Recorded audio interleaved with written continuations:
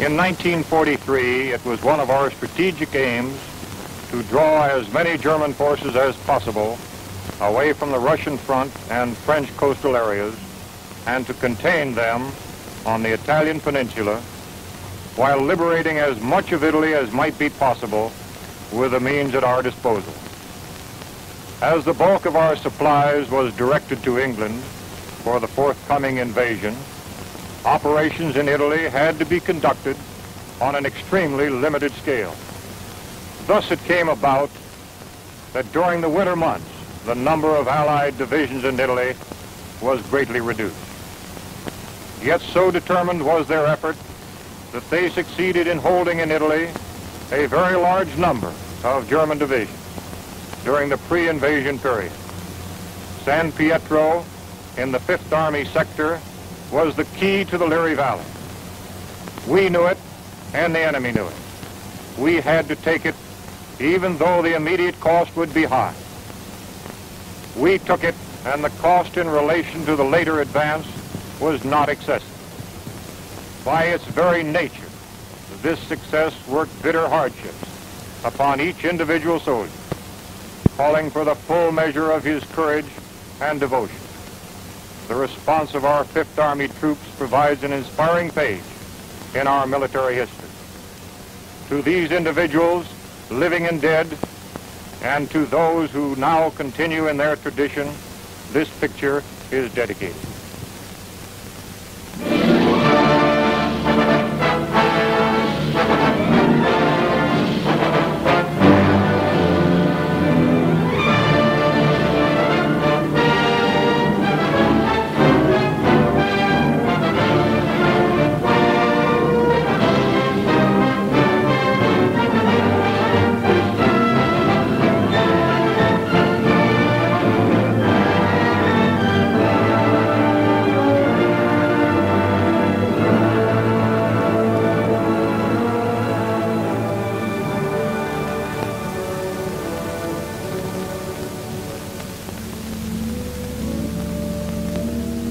Liri Valley lies in the Italian Midland, some 60 miles northwest of Naples to some 40 miles southeast of Rome. A wide, flat corridor enclosed between 4 walls of mountains. In winter, the highest peaks of the Liri Range ascend into the snows, but the valley floor with its olive groves and ancient vines, its crops of wheat and corn, is green the year around. That is, in normal times. Last year was a bad year for grapes and olives, and the fall planting was late. Many fields lay fallow. There are 2 ways from the south into the valley. One, a narrow pass. The other, a high, scenic road over the mountains.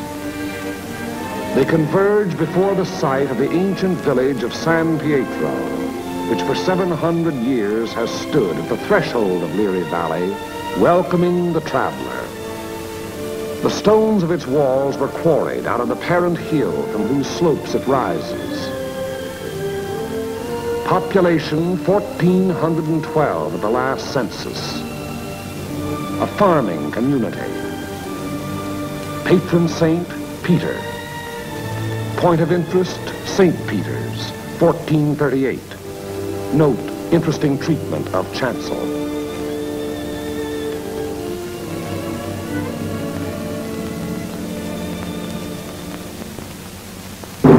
From the end of October 1943 until the middle of December, San Pietro and the surrounding ground was the scene of some of the bitterest fighting on our 5th Army front. The Italian campaign had entered its second phase and pushed forward again after a static period brought on by heavy seasonal rains. Our battle lines were haphazard as the terrain itself, with its flood-swollen rivers that twisted back and forth across our line of march so that each river seemed like 5. And where there was no river to cross, a mountain blocked our going, each peak ahead being a few meters higher than the last we had won, so that each new peak had to be fought for, the hard, uphill way, with the enemy looking down our throats.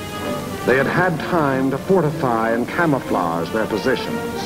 No amount of artillery fire or aerial bombardment could force them to withdraw. That was for the infantry to do, employing those weapons that confine and destroy life in narrow trenches, caves, and fighting holes. It was up to the man with the rifle, the man under fire from all weapons, the man whose way all our weapons, land, air, and sea, serve only to prepare. It was up to the foot soldier to attack a hidden enemy over ground that was sown with mines, the anti-personnel S-mines that fly up at a footfall to explode beneath the groin. Nowhere along the entire front were enemy preparations more elaborate than in the San Pietro area.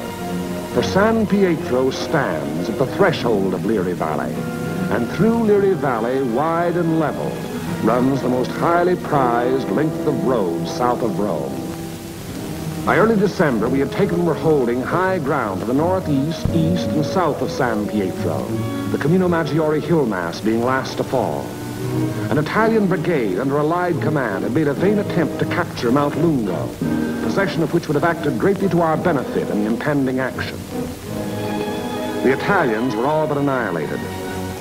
In view of their excessive losses, further operations against Mount Lungo's strategic heights were abandoned.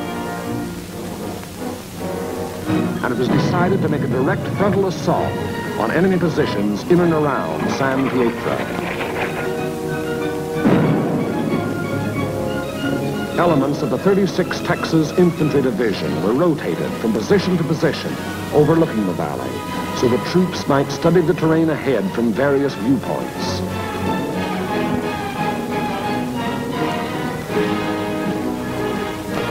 Patrol activity was continuous.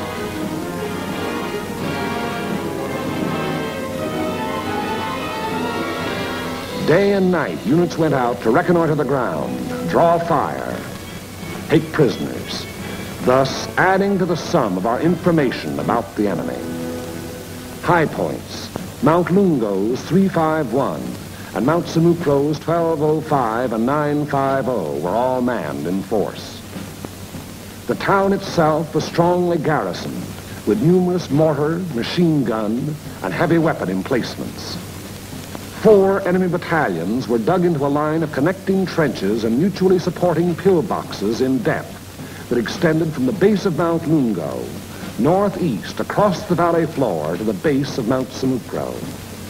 Another battalion was organized to defend the high ground northwest of San Pietro. Areas before these positions were heavily mined and held a confusion of barbed wire and booby traps. On the afternoon before, D-Day and H-Hour were communicated to battalion commanders.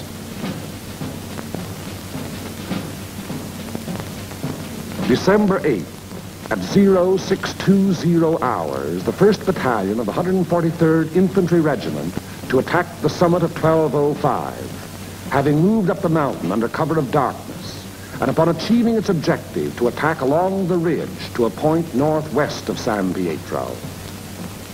The 3rd Ranger Battalion likewise to attack 950, another feature of the Mount Sammucro hill mass. The 2nd Battalion of the 143rd to attack over the terraced olive orchards northeast of San Pietro. The 3rd Battalion acting in support to follow the 2nd at 400 yards. Of the original force to establish the beachhead at Salerno, the 143rd had since spent all but a fortnight in action under extremely bitter weather conditions. At Salerno, at the Volturno crossing, it had taken mortal punishment. The task ahead promised no less bloodshed, yet it was undertaken in good spirits and high confidence. The 1st Battalion began the long, rugged climb up Mount Sammucro.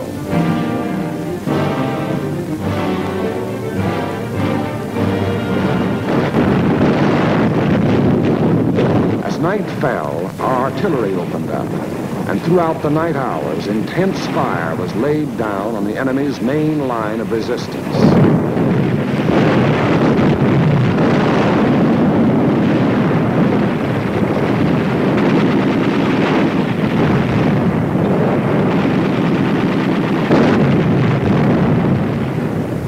It had rained most of the night, and it was raining at each hour when the 2nd and 3rd Battalions crossed the line of departure.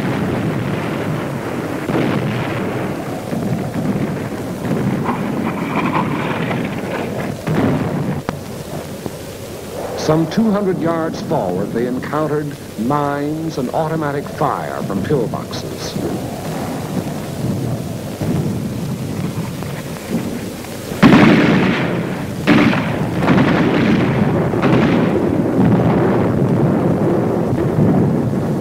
Mortar and artillery were deadly accurate by reason of excellent enemy observation from Mount Lunga, overlooking our advance, which continued another 200 to 400 yards.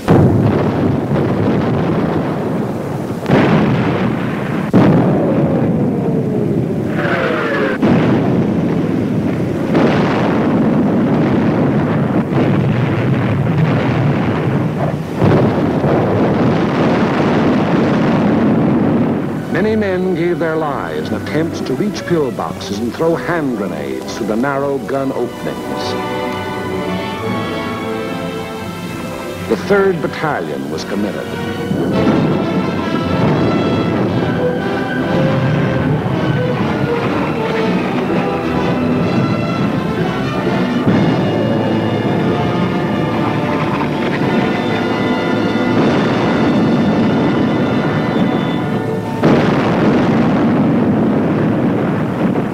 The advance never got more than 600 yards past the line of departure. Our initial assault on San Pietro had been repulsed with heavy casualties.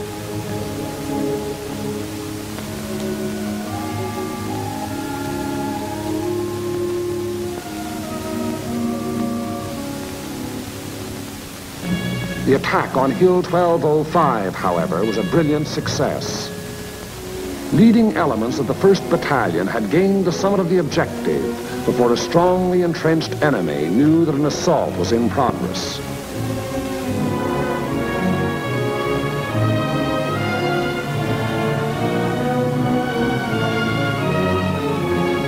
To the right of 1205, the 3rd Ranger Battalion had also captured its objective, but only after successive attacks and costly casualties.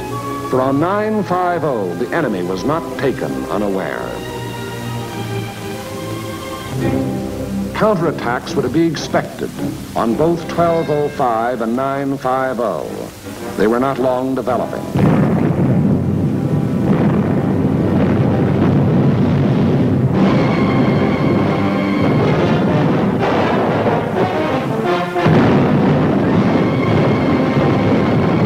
First was launched during the early daylight hours, and even as it was beaten off, another took form.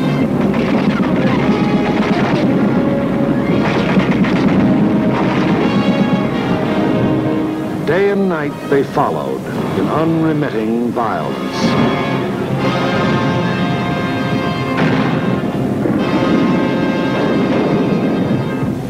The toll of enemy dead mounted with each new attempt.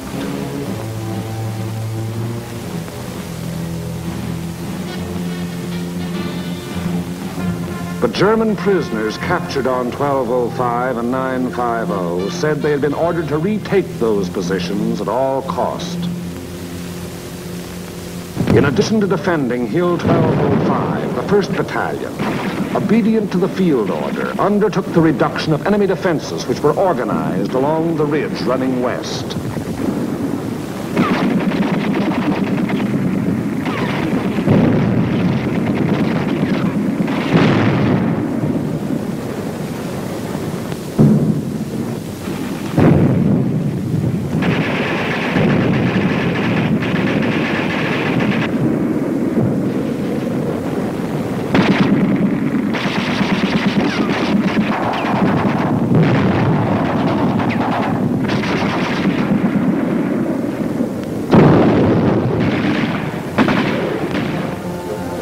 On the 12th of December, the 1st Battalion was reinforced by the 504th Parachute Battalion, which took over and maintained the defenses of 1205 and 950. thereby enabling the 1st Battalion to throw its entire remaining strength into the assault along the ridge.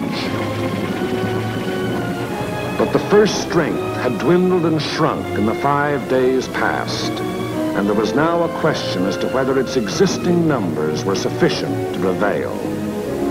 Reports during the night of the 14th of December stated that the enemy was offering bitter resistance and that the issue was in grave doubt. Meanwhile, on the olive terraces below, the 2nd and 3rd Battalions had twice again attempted to reach their objective. Both times they had come up against a wall of automatic weapon, mortar, and artillery fire. Volunteer patrols made desperate attempts to reach enemy positions and reduce strong points. Not a single member of any such patrol ever came back alive. Our attacking forces were furnished excellent aerial cover by Allied fighter patrols. But now and then, enemy planes were able to slip through and to bomb and strafe our positions, which to all purposes had remained unchanged since the first day. To break the deadlock, orders were given for a coordinated divisional attack. The 2nd and 3rd Battalions of the 143rd to proceed in the execution of the original orders. Acting in conjunction, Company A of the 753rd Tank Battalion to attack San Pietro from the east over the high road. 1 battalion of the 141st to attack over the flat valley floor. After nightfall on D-Day, the 142nd Infantry Regiment to attack Mount Lungo. The earlier decision not to attack those strategic heights having been reversed in view of the present critical situation. In preparation for the attack, all 5th Army artillery within range, including tanks and all tracks, was directed against San Pietro and the surrounding area.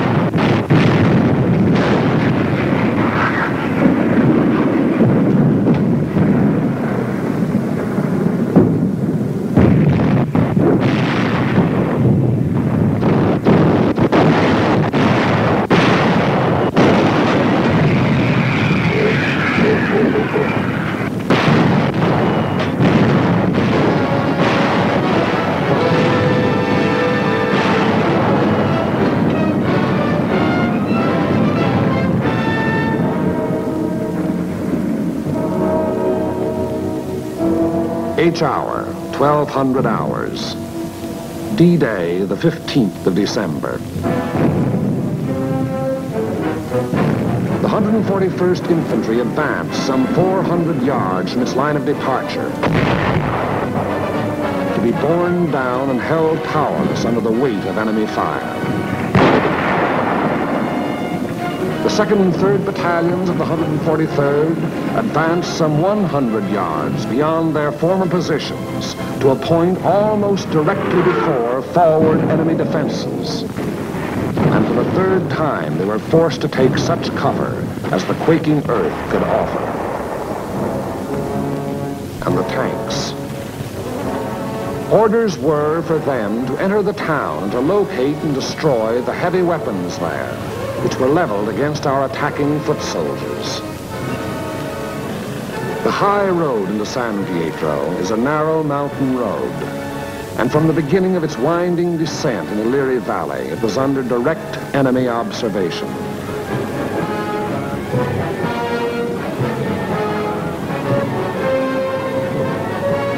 "16 tanks started down that road.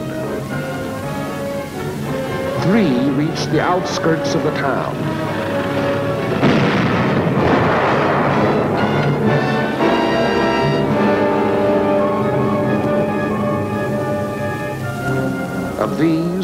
were destroyed, and one was missing.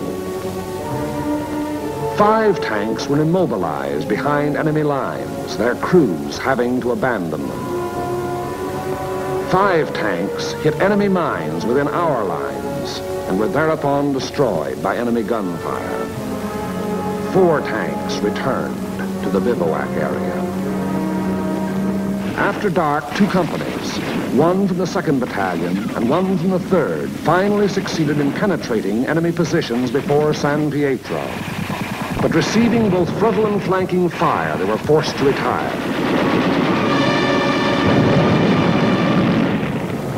Company E having been reduced in strength to a handful of riflemen, and Company L faring little better.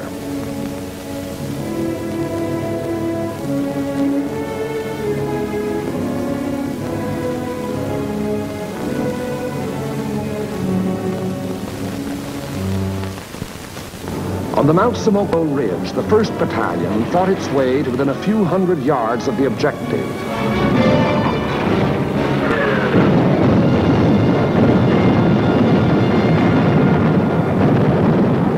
But it had paid for ground gained at the rate of a man a yard, and it did not have strength to carry the fight any further forward. On Mount Lungo, however, despite bitter resistance, battalions of the 142nd in successive waves kept pushing upwards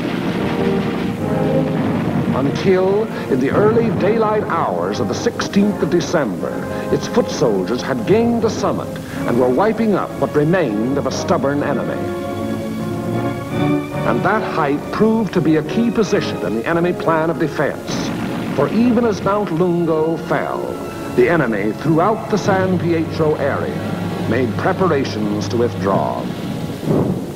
Almost invariably, the enemy will counterattack to cover a withdrawal. The first violent thrust was delivered within a few hours.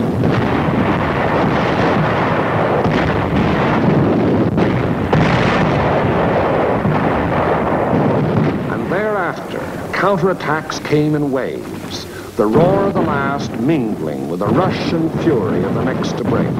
Many companies lost all their officers. Enlisted men came forward as inspirational leaders to rally their battered companies into resisting yet one more onslaught. Our own artillery was brought to fall within 100 yards of our front-line elements.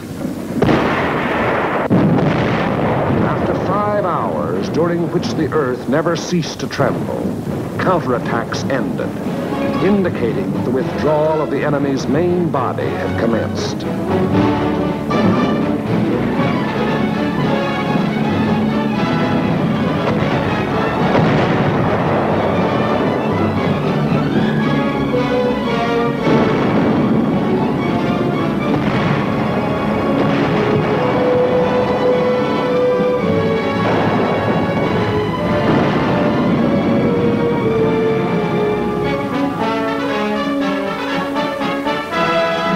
In an effort to maintain contact with the enemy, our patrols immediately pushed ahead.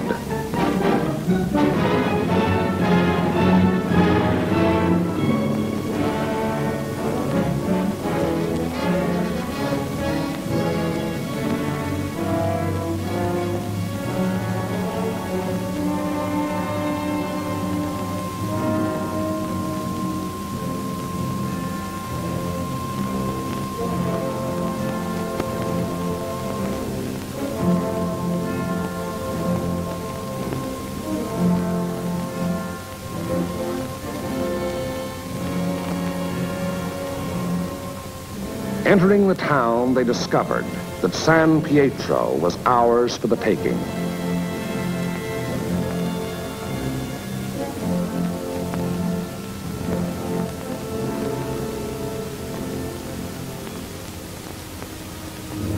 The 2nd and 3rd Battalions, less than a rifle company in strength, weary to death who were alive, stumbled forward past San Pietro to consolidate gains and re-establish contact with the enemy, now taking up new positions some 5 kilometers beyond.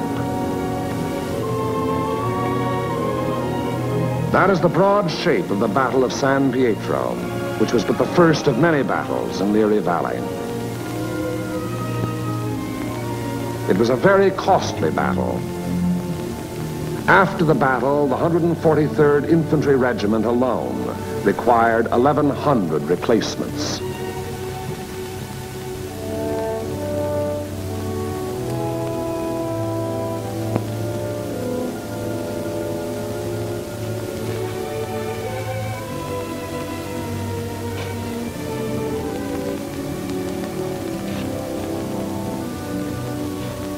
The lives lost were precious lives to their country, to their loved ones, and to the men themselves.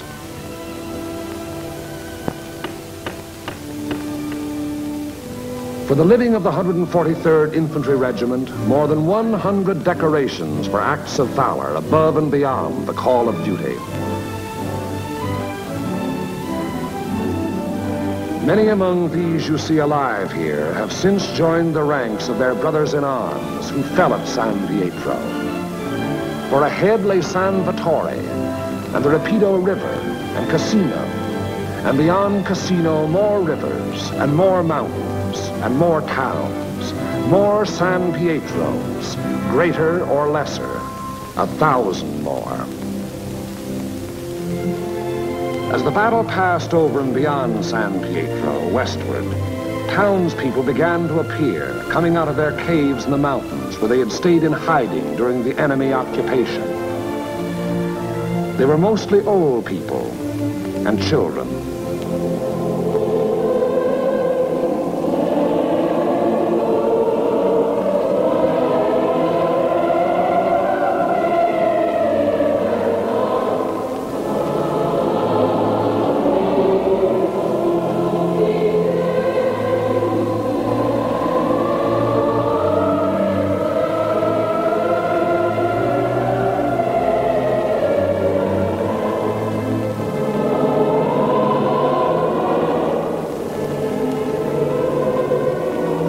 People were warned against enemy mines and booby traps, which were in the process of being cleared.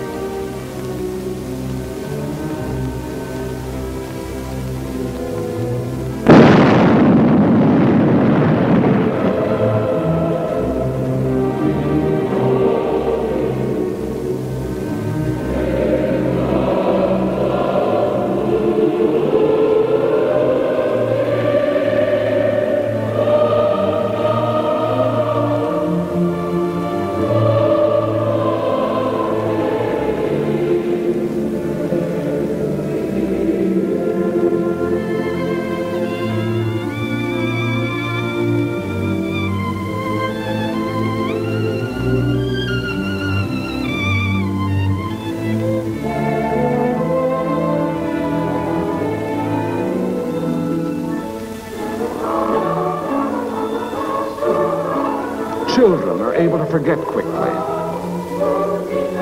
Yesterday they wept. Today there are smiles and even laughter.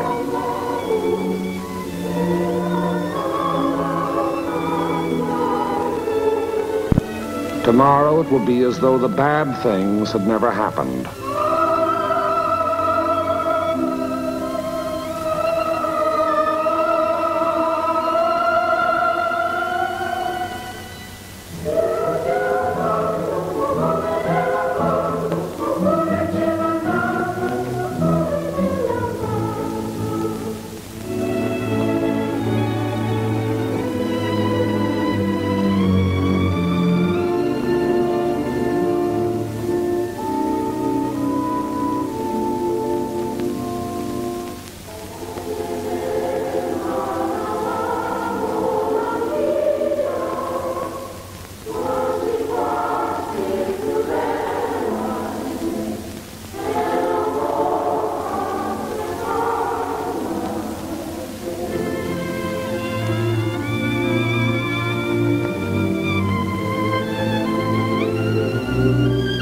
Living was resumed in San Pietro.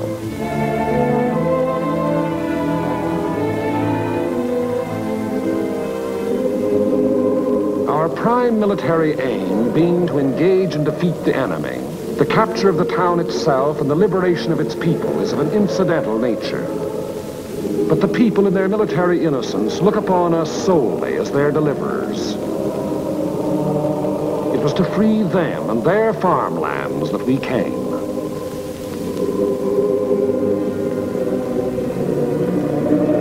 Behind our lines, southwest to the sea, the fields are green with growing crops planted after our coming by other people and other towns who believed likewise.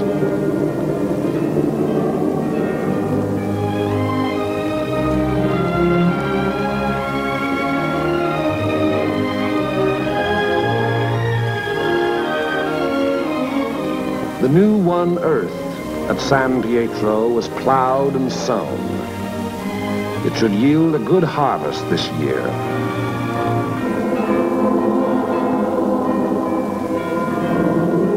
And the people prayed to their patron saint to intercede with God in behalf of those who came, delivered them, and passed on to the north with the passing battle.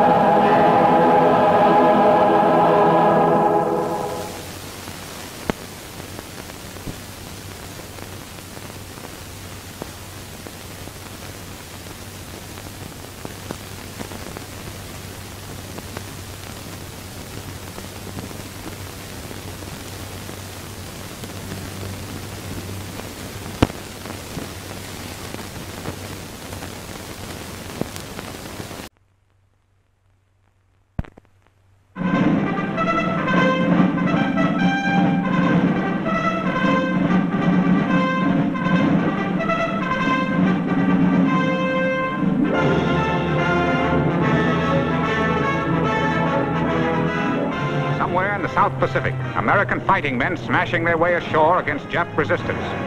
In North Africa, American tank and anti-tank units clashing with Nazi armor. American bombers pounding enemy bases in Germany, Italy, occupied Europe. On battlefields all over the world, American soldiers fighting to determine this nation's destiny. To win final victory, more and more fighting men are needed. To train, equip, and get these men to the front is the task of the Army's Chief of Staff, General George C. Marshall. Conservation of manpower is a matter of first importance. The Women's Army Auxiliary Corps was organized to assist in meeting this need by releasing soldiers from non-combat duties. These women are to take over the jobs of soldiers behind the lines and here at home. Already they are doing this in a very fine manner. The Corps is a most important element of the Army, and I personally am intensely interested in its rapid development in strength as well as in training. Mrs. Ovita Culp Hobby taking the oath of office as director of the Women's Army Auxiliary Corps. The Secretary of War appointed her on May 16, 1942, to organize, train, and command a force of women to take the places of men behind the lines. A big order, already partially filled. Thousands of WACs, trained and disciplined the Army way, are now on duty all over this country and overseas, but thousands more are needed. Women from all walks of life, sales girls, industrial workers, librarians, housewives, entertainers, office workers, executives, designers, teachers, college women, women of all races, all creeds, American women. In our pioneer days, women held the powder horn for their fighting men. Today, they are joining the WAC.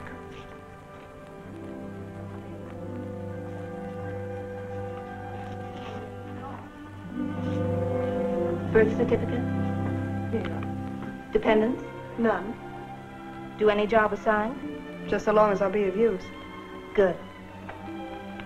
Down the hall for your mental alertness test, please.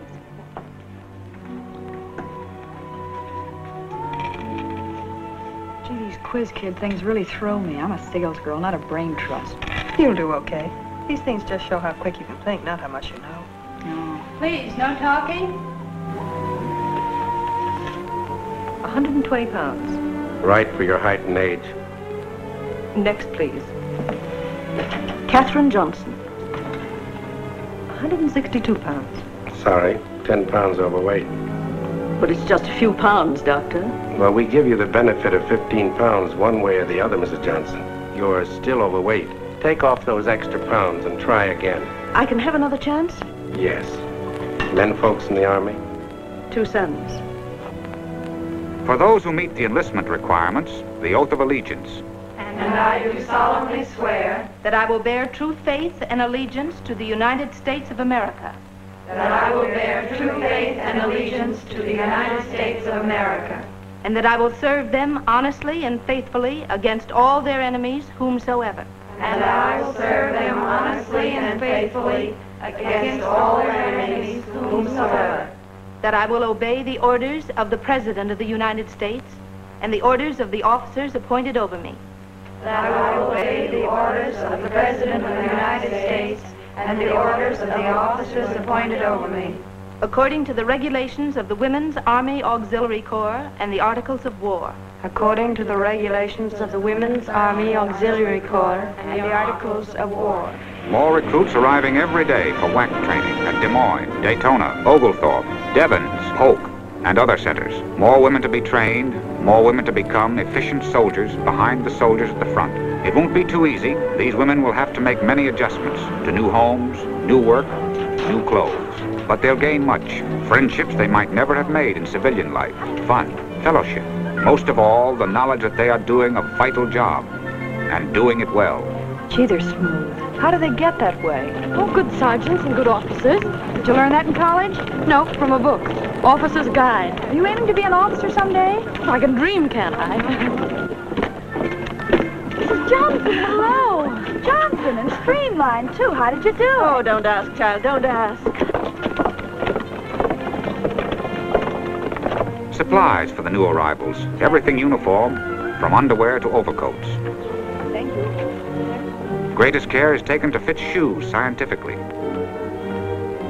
Uniforms are fitted carefully, fitted neatly. Measures to safeguard the health of the new WAC. The first bewildering day is over. The new recruits settle down to Army routine. 6 a.m. doesn't seem too early when there's so much to learn, so much to do. In fact, most of them get a running start on the whistle.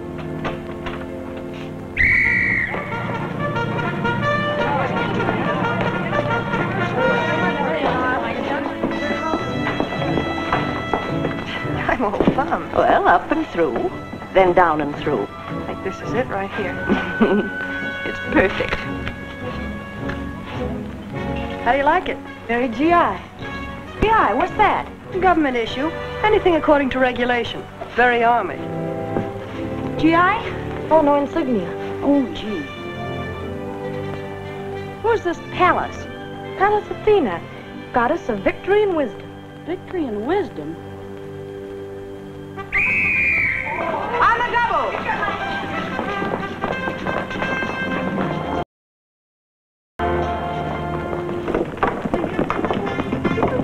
Chow, Army style. Good food and plenty of it.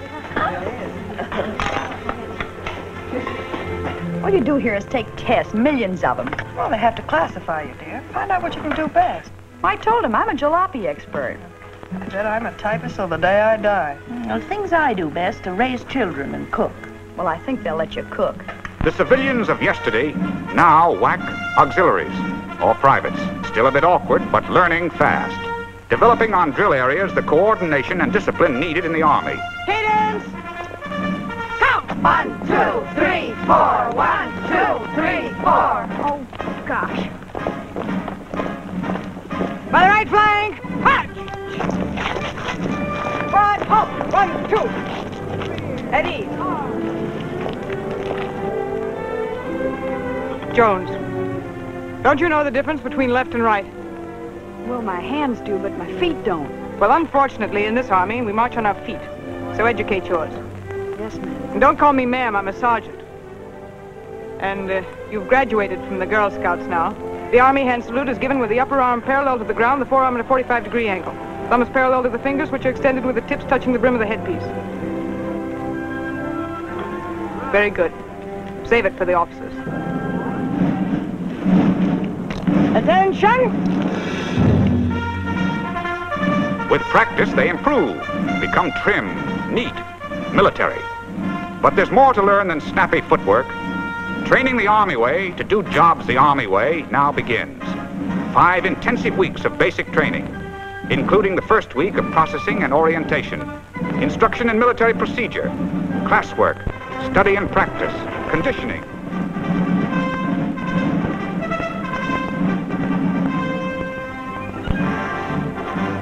But it isn't all work. There's time out to relax and have fun. Time for shopping, cokes, and gab fest in the post exchanges.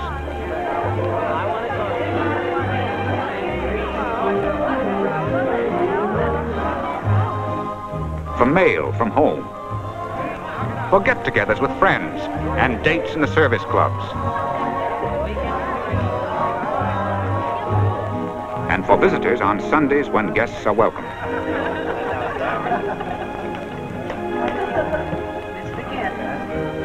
Finally, the end of the training period, the beginning of new careers.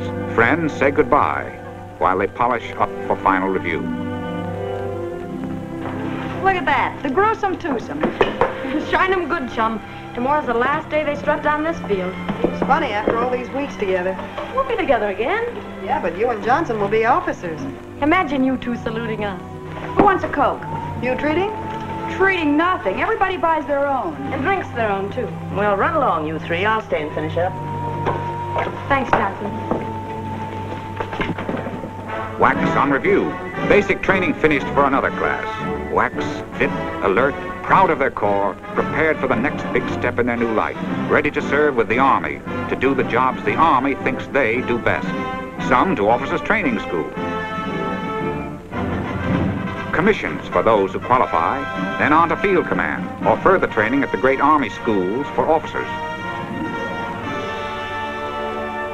Under Army direction, WAC officers are responsible for the discipline, welfare, and leadership of their corps.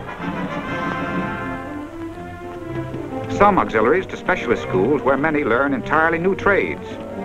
Administrative, motor transport, where women have proved their ability to maintain and repair cars and trucks. They're good drivers and mechanics.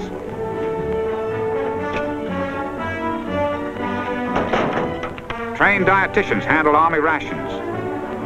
Cooks and baker schools, where everyone takes their turn at KP, but observe the modern potato peeler. Radio operation and repair, requiring delicate precision work at which women are so adept. Switchboard operation, another job at which women excel.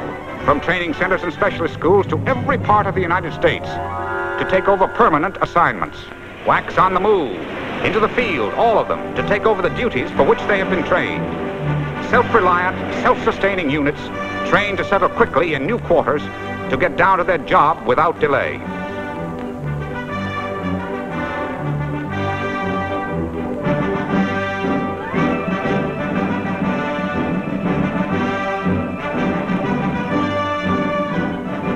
Some go overseas, anywhere the Army may want them, to take over vital jobs behind the lines.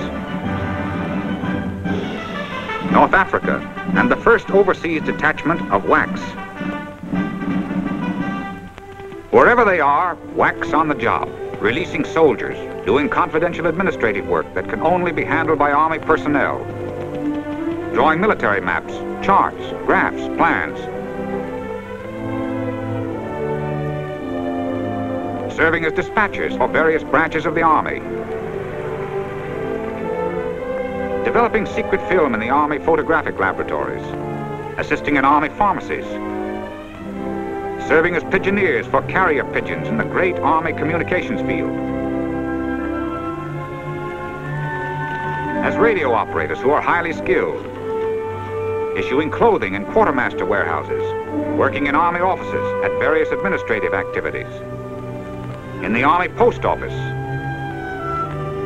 fingerprinting, collecting their rations at the Army Commissary, replacing soldiers at switchboards.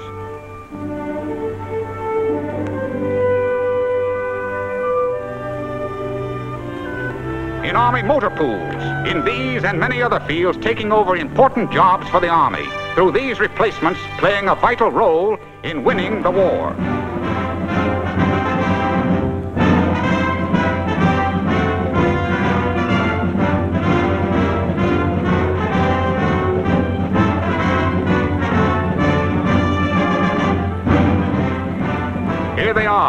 wax in mounting thousands.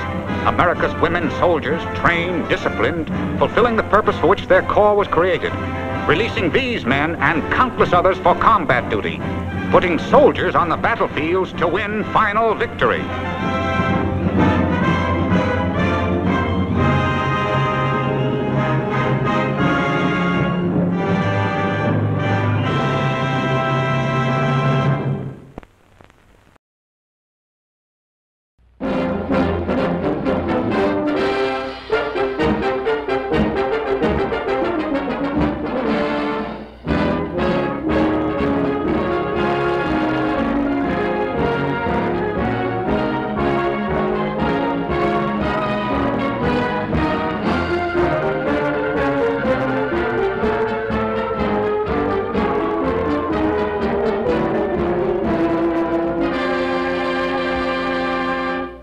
Citation for gallantry in action during the landing on Tulagi Island.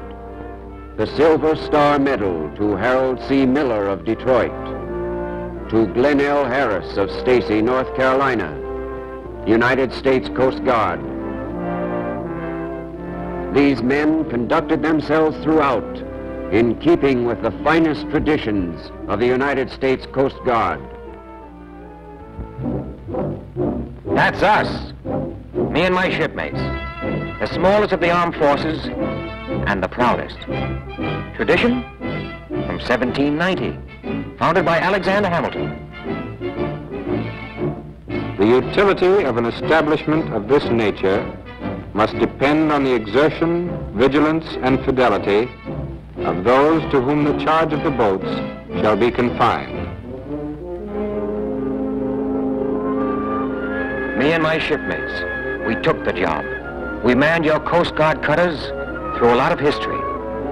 In every war, on every sea. That's why we say, Semper per office. It means in American, always ready. Citation for extraordinary heroism and conspicuous gallantry in action above and beyond the call of duty in the evacuation of a battalion trapped by enemy forces on Guadalcanal. He gave up his life in defense of his country. To Douglas Albert Monroe, United States Coast Guard, the Congressional Medal of Honor.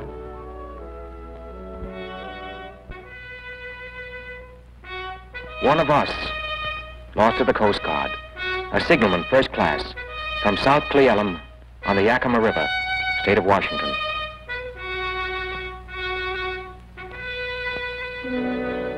One of us joining the Coast Guard from the state of Washington for her fighting son, for Doug Monroe. I, Edith Monroe, do solemnly swear that I will bear true faith and allegiance to the United States of America, and that I will serve them honestly and faithfully against all their enemies whomsoever, and that I will obey the orders of the President I, of the Maureen United Cassidy, States and of the do officers solemnly appointed swear that over I me, will bear true according faith to the I, laws of Genevieve the Fraley, United do States solemnly and the swear that I will bear regulations true faith. I, Mary Turner, do solemnly swear in keeping with the finest traditions of the United States Coast Guard.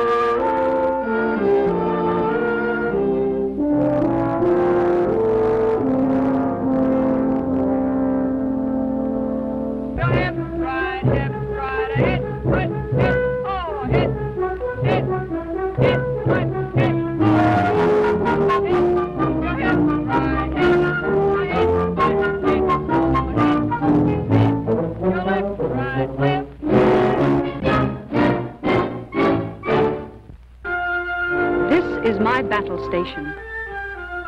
Here will I serve command. These are my decks of duty. Here will I take my stand. Here is my ship, my helm, my mast, the flag we fly, my starboard watch, my quarterdeck, my sea and sky. Ensign Robert Spivak, to serve at sea. Ensign Charlotte Wallace, to serve ashore. Bosun's Mate Clyde Hunt, to serve at sea. Bosun's Mate Helen Dawson, to serve ashore. Harley Biggs, Aviation Machinist Mate. Whittaker Partner, Aviation Machinist Mate. Radioman Nicholas Brown. Radioman Thelma Gorman. Gunner's Mate Alan Shepard. Gunner's Mate Jane Lineker. Seaman Palazzi. Seaman Turner. James O'Malley, Pilot First Class. Maureen Cassidy, Parachute Rigger, First Class. That's a Coast Guard gun. Needs a crew, 8 men. And here they come. This Coast Guard station needs a crew, 8 men. Sorry, we've got business. Here comes my crew. 8 men? 8 spars. We're Coast Guard too. We'll man the post ashore. And that takes care of that. All thanks to you. So, pardon us. Go right ahead. We've got business with a gun.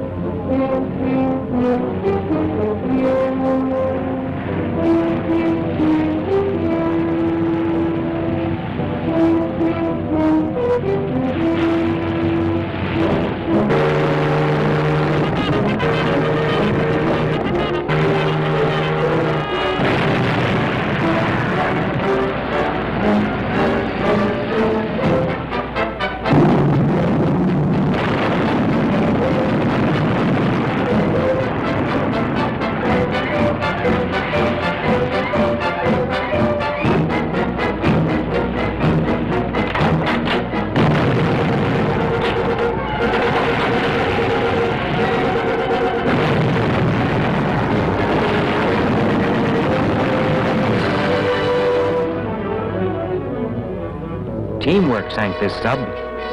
We worked together to help this convoy overseas. Together? Yes, sir. You and me.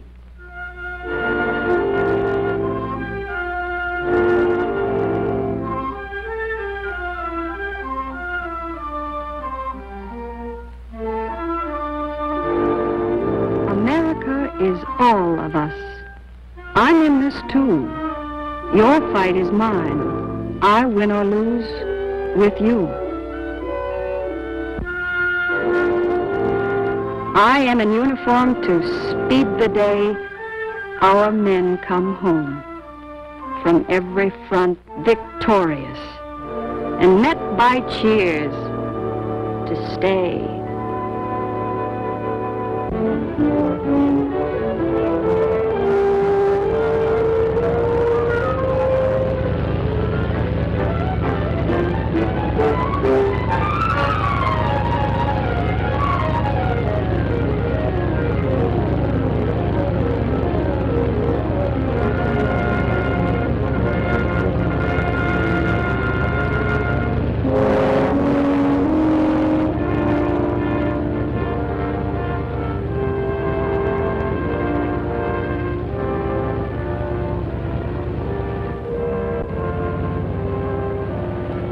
Citation.